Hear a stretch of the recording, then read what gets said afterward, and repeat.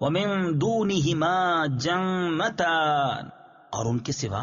دو جنتیں اور ہیں۔ تفسیر صراط الجنان میں ہے، یعنی جن دو جنتوں کا ذکر اوپر گزرا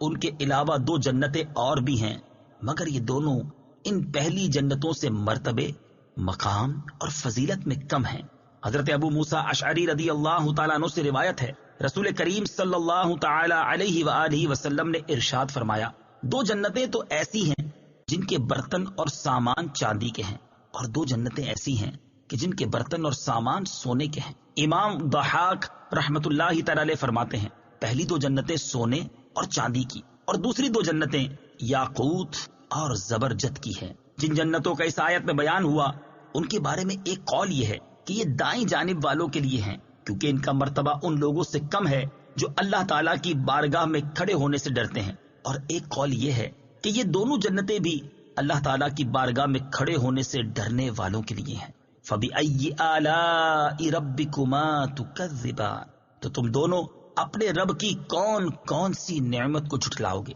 یعنی اے جن و انسان کے گروہ، اللہ تعالیٰ نے پہلے متقی لوگوں کے لیے دو جنتوں کا ذکر فرمایا، اور اب ان کی فضیلت و کرامت میں اضافہ کرتے ہوئے دو اور جنتوں کا ذکر فرمایا، تو تم اپنے رب عز و جل کے فضل و کرامت کا انکار کس طرح کر سکتے ہو؟